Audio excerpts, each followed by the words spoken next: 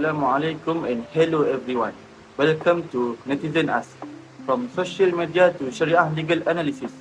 Today, we will discuss a viral case shared on social media involving a divorced Muslim couple. Imagine this situation. A woman was divorced about 8 months ago. During the marriage, she helped support the family financially and also managed the household. However, after the divorce, all the house and car remain registered under her former husband's name.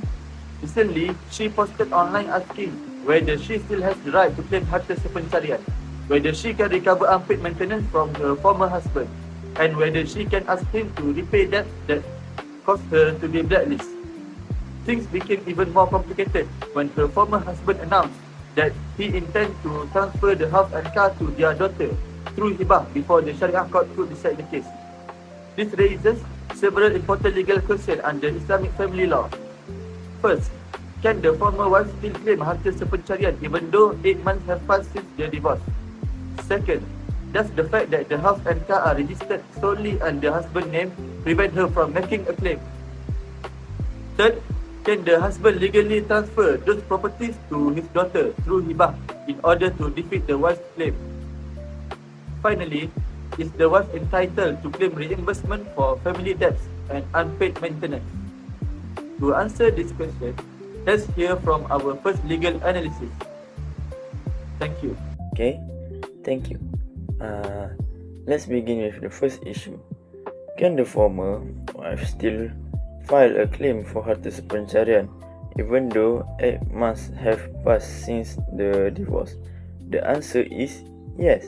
According to Section 1 to 2 of the Islamic Family Law, Federal Territories Act 1984, Act 303, the Sharia Court has the jurisdiction to divide matrimonial property after divorce.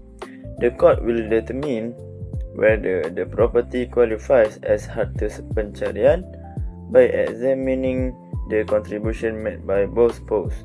Most importantly, Section 122 does not impose any statutory limitation period requiring a former spouse to file the claim immediately after the divorce. Therefore, filing the application 8 months later does not automatically invalidate her claim. Another important question is whether the wife can claim matrimonial property when the house and car register only under the husband's names.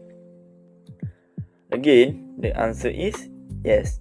Ownership on paper is not the only factor considered by the court. Instead, the court looks at both direct contributions, such as paying for the purchase of the property, and indirect contributions, including taking care of the home, raising children, and supporting the husband throughout the marriage. This legal principle was recognized by the Federal Court in Boto binti Toha vs. Ja'far bin Muhammad 1985 to MLJ 98. In this case, the court confirmed that matrimonial property should be divided according to actual contributions of both spouses rather than merely relying on legal ownership. The principle was later reinforced in Daud Anderson McDonald vs. Norabiah binti Muda, where the Sharia High Court emphasized that indirect contributions are equally important in determining a fair and equitable division of matrimonial property. Therefore, if the former wife can prove that she contributed financially or supported by the family by managing the household and caring for the children, she may still receive a share even if they are legally registered under her former husband's name. Alright, thank you. Now let's move to the next issue. Can the husband avoid the wife claim by transferring the house and car to their daughter to hibah? Under Islamic law, hibah is a valid voluntary gift made during a person's lifetime. Generally, a person has the right to transfer his property throughout hibah, provided that all the legal requirements are fulfilled. However, this principle cannot be abused to defeat another person's lawful right. Under Section 122 of Act 3003, the Sharia Court has the authority to determine whether the property should still be treated as harta sepencurian despite any transfer made during divorce proceeding. If the court find the hibah was made solely to prevent the wife from receiving her rightful share, it may continue to treat the property as matrimonial property for the purpose of division.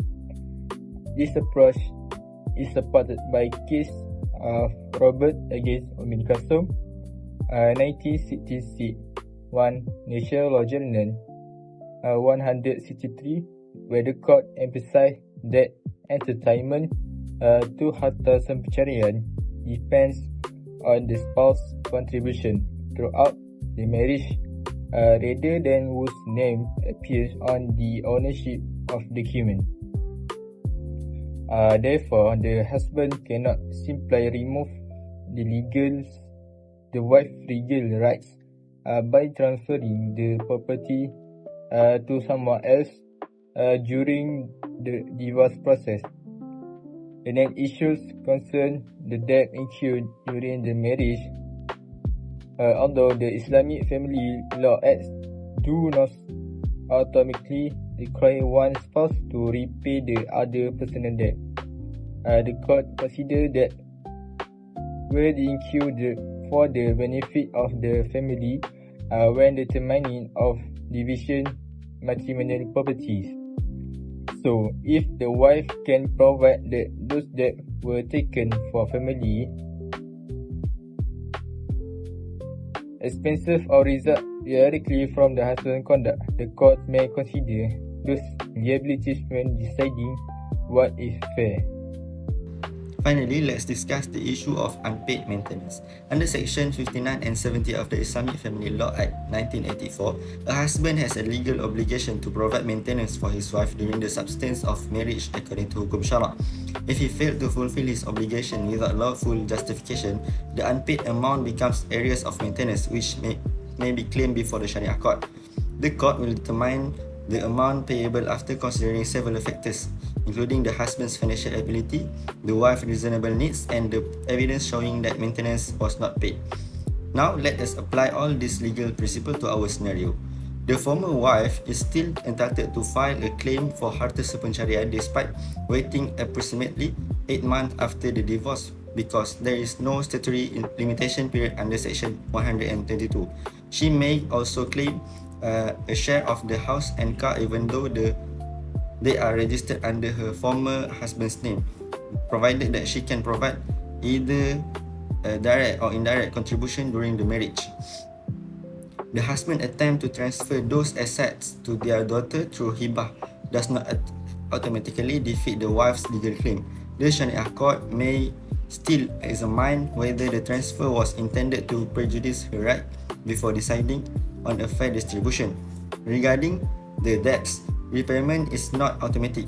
However, where the wife proves that the liabilities were incurred for the welfare of the family or resulted from the husband's conduct, the court may consider those debts when determining the division of matrimonial property. Finally, if the husband failed to provide maintenance during the marriage without lawful excuse, the wife is entitled to claim the outstanding maintenance before the Sharia court.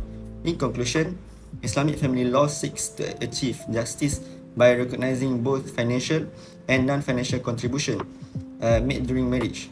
The Sharia court does not merely look at legal ownership, but carefully evaluates the entire relationship, the parties' contribution, and the surrounding circumstances before making a fair and equitable decision. Thank you for listening. We hope this discussion has helped you better understand the legal principles governing harta sepencurian, hibah, family debts, and maintenance under the Islamic Law Act 1984. Thank you for watching.